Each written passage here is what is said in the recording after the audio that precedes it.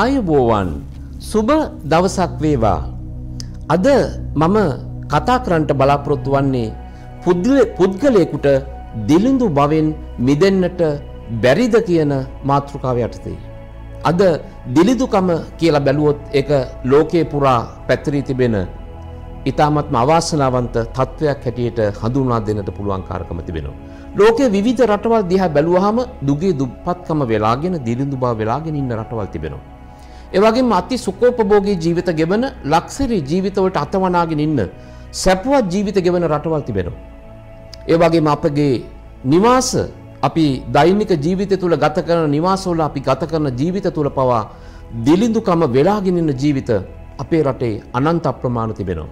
මේ දිලිඳු බවින් මිදෙන්නට බැරි ඇයි කියන තොරතුර පිළිබඳව අපි මදක් ගැඹුරින් සලකා බලන්නට වෙනවා. මුලින්ම අපි දිලිඳුකමට පත් වෙලා තිබෙන්න හේතු ආරම් බැලුවොත් අපිට කරුණු ගණනාවක් ගෙනහැර දක්වන්නට පුළුවන්කාරකම තිබෙනවා.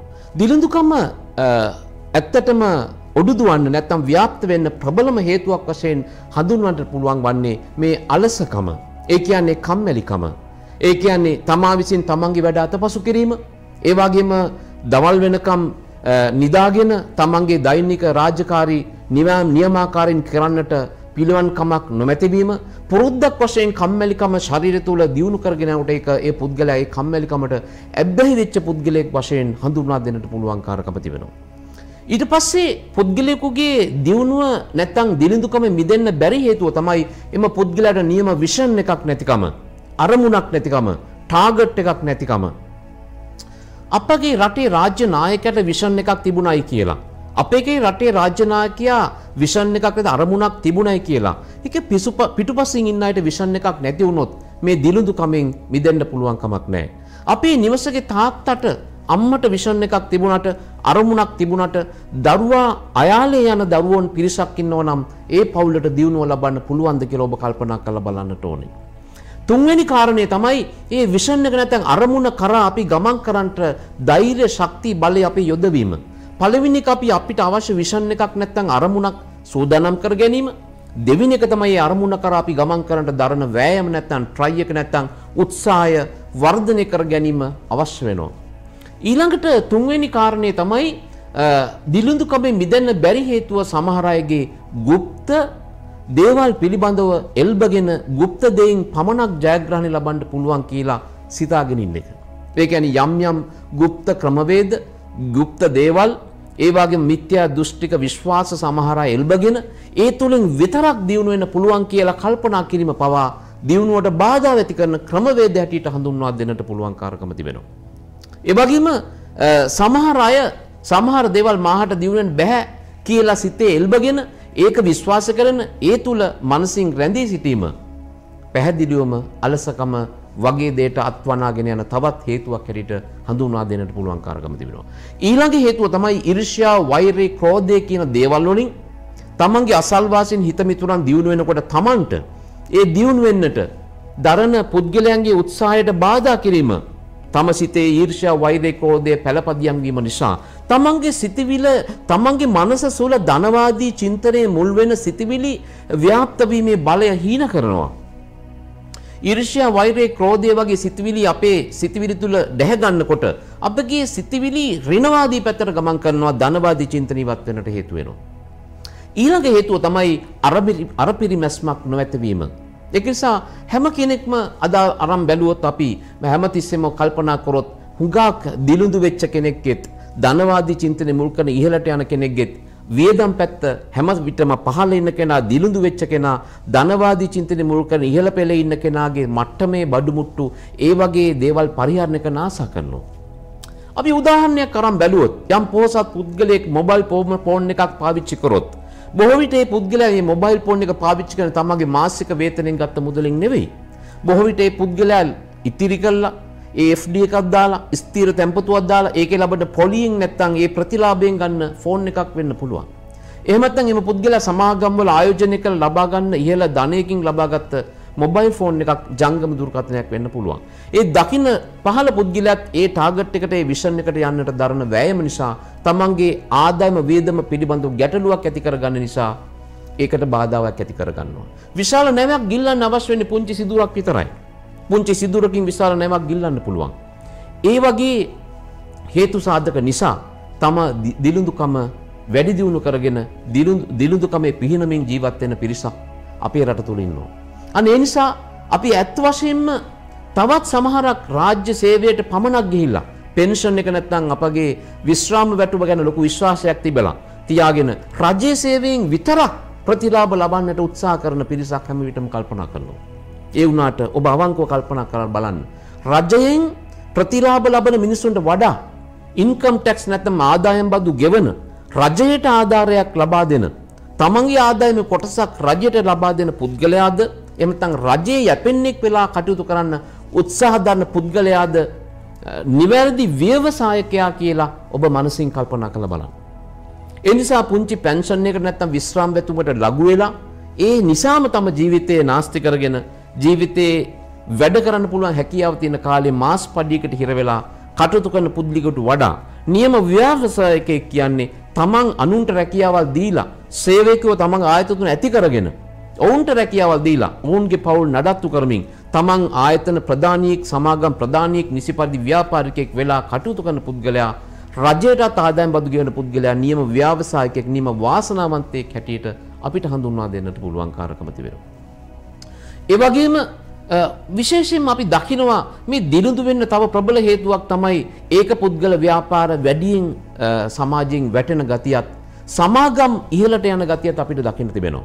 ඒකට හේතුව තමයි පෞද්ගලික ප්‍රයිවට් ලිමිටඩ් පෞද්ගලික සමාගම් විවිධ කම්පැනි ඒ වගේ විවිධ ප්‍රබල ආයතන ඒ වගේම ඒ එවැනි සාමූහික ආයතන වැටෙන්නේ නැති හේතුව තමයි ඒගොල්ලන්ගේ තියෙනවා බෝඩ් මීටින් එකක් මාස කිහිපයකට සැරයක් මාස 3කට 6කට සැරයක් බෝඩ් මීටින් එකකට. එතන ඉන්නවා ආයතන ප්‍රධානීන්ගේ ෆැමිලි ડોක්ටර් කෙනෙක් වෛද්‍යවරයා එතනට පැමිණෙනවා. ඒ වගේම ඇකවුන්ටන්ට් කෙනෙක් මේ ආයතනයේ ගණිත මිනිත ගැන කතා කරන ඇකවුන්ටන්ට් කෙනෙක් පැමිණෙනවා.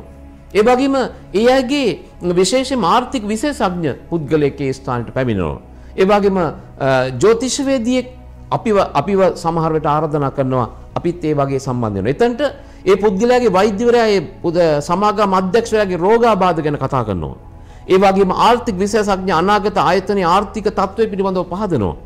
ඇකවුන්ටන්ට් දැනට තියෙන මූල්‍යමය තත්ත්වය පිළිබඳව පහදනවා. ඒ වගේම ආයතන ප්‍රධානියා තමන්ගේ තත්ත්වය පිළිබඳව විෂන් එක අනාගත සැලසුම් පිළිබඳව සඳහන් කරනවා. GM ජෙනරල් මැනේජර් ආයතනයේ කටයුතු පිළිබඳව දැනට තියෙන තත්ත්වය පිළිබඳව විමර්ශනය කරලා ඒ ගැන පහදනවා.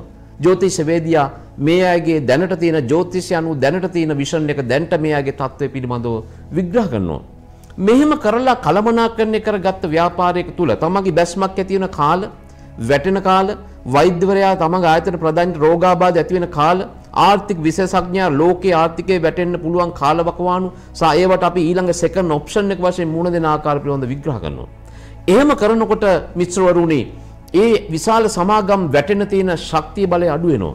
ඒක පුද්ගල ව්‍යාපාර කරන මිනිස්සු පහුගිය කාලේ විශේෂයෙන්ම වැටිලා තිබුණා. විශේෂ මූල්‍ය සමාගම් විශාල මුදල් වශයෙන් ආයෝජන කරපු තනි පුද්ගල ව්‍යාපාර විශාල ලෙස පහළට වැටුණා. ඒකට හේතුව තමයි ඒ තනි පුද්ගල ව්‍යාපාරිකයා එයාගේ මනසින් සියල්ල බැලන්ස් කරන්න try කරනවා. සමහරට දොස්තරත් එයා, ජ්‍යොතිර්වේදියත් එයා, ආර්ථික විශේෂඥයත් එයා, ඇකවුන්ටන්ට්ත් එයා, GM ජෙනරල් මැනේජර්ත් එයාගේ අදහසට අනුව තමයි සීලු කඩු සිද්ධ වෙන්නේ. ඒතර මේ පුද්ගලයා මොකද කරන්නේ? Tamanට ඕන විදිහට තමන්ගේ මේ ව්‍යාපාරේ පවත්වාගෙන යන්න යාම නිසා පුද්ගලයාගේ ව්‍යාපාරයේ වැටිලා දිලිඳු බවට පත්වන්නට හේතු වෙලා තිබෙන අවස්ථා පෞද්ගලික කල අපිට විශේෂයෙන් දකින්න ලැබුණා. සමාගමක් වුණා මෙහෙම කරන්න පිළිවන් කමක් නැහැ. ඇඩ්වයිසර් කෙනෙක් අවවාද දෙනවා. රජ කාලේ පවා රජවරුන්ට උපදේශකයෝ හිටියා. උපදෙස් දෙන පුද්ගලයෝ හිටියා. මෙන්න මේ උපදෙස් අරගෙන අපි කටයුතු කරොත් ඒ දිලිඳු බව මිදිලා හොඳ ව්‍යාපාරිකව වෙන්න පුළුවන්කම තිබෙනවා. අනේ ඒ නිසා අපේ මේ දිලිඳුකමේ මිදෙන්න නම් අපි හැම විටම මිනිස්සයාට මාළුවෙක් නෙමෙයි දෙන්න ඕනේ බිලිපිත්තක්. මාළුවෙක් දුන්නොත් ඒ මාළුවා පරිභෝජනය කළා ඊළඟ දවසේ තව මාළුවෙක් කිල්ලනවා. බිලිපිත්තක් දුන්නොත් ඒ පුද්ගලයා ඒ බිලිපිත්තෙන් මාළුවෙක් අල්ලගන්න try කරන උත්සාහ කරනවා. අනේ ඒ නිසා අපි විශේෂයෙන්ම සඳහන් කරන්න ඕනේ ශ්‍රී ලංකා වාසී ජනතාවට ඔබගේ විෂන් එක හොඳ මට්ටමට ගේන්න. ඒ වගේම හැම විටම රජයේ විවේචනය කරගෙන ඉන්නේ නැතුව අපේ රටේ බොහෝ වෙලාවට අපි දකිනවා. අපි හැමතිස්සෙම කල්පනා කරනවා රජයේ තියෙන අඩුපාඩුකම් අපි හොයනවා.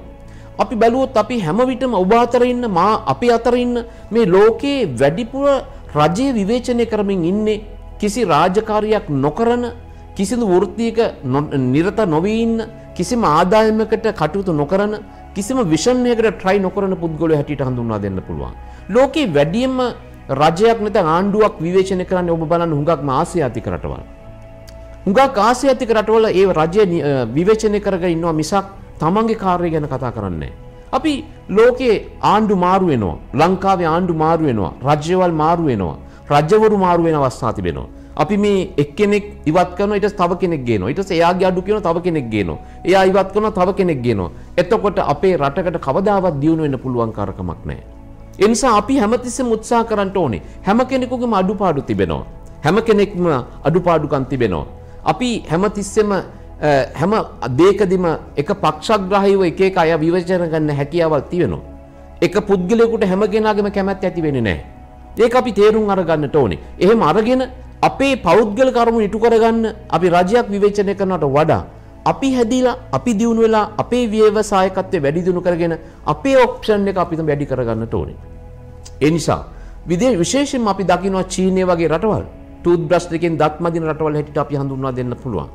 ඒ වගේම ශරීරයෙන් පුංචි මිනිස්සු ජීවත් වුණත් ඇක්ටිව් ගතිය ක්‍රියාකාරීත්වය වැඩි මිනිස්සු ජීවත් වෙන රටක්.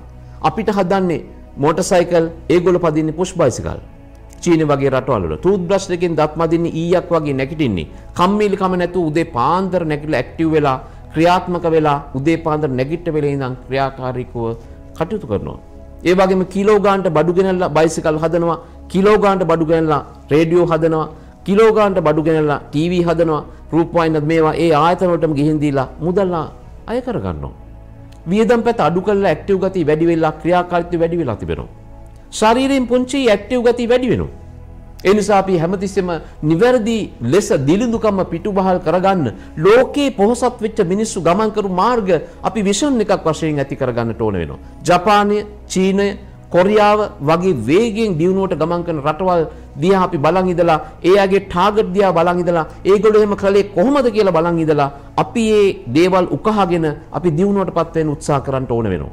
අනේ නිසා අපේ මිත්‍යා දෘෂ්ටික අදහස් දුරු කළා අපි දෙවියෝ පිළිබඳ විශ්වාස කළා බුදුන් පිළිබඳ විශ්වාස කළා බුදුන්ගේ සරණයි දෙවියන්ගේ පීඨයි කියලා අපේ ට්‍රයි එකෙන් ග්‍රහය වෙනස් කරගන්න උත්සාහ කරලා අපි නිවැරදි මාර්ගයේ ගමන් කළා හරි ගමනක් ගියොත් හැම ගෙදරකම දිලුඳුභාවය දුරු කළා උත්සාහයෙන් නැගිටින වාසනාවන්ත නිවාස ඇති කරගෙන අපේ රට දියුණු තත්ත්වයටපත් කරගන්නට පුළුවන්කාරකම තිබෙනවා රජයක් වෙනුවෙන් බලන් ඉන්නේ නැතුව අපි අපගේ උත්සාහය කෙරේ විශ්වාසය තබලා අපි ජයග්‍රහණය කරමු කියන වචනය සඳහන් කරමින් මම අදට නිහඬ වෙනවා ඔබ සැමට තෙරුවන් සරණයි.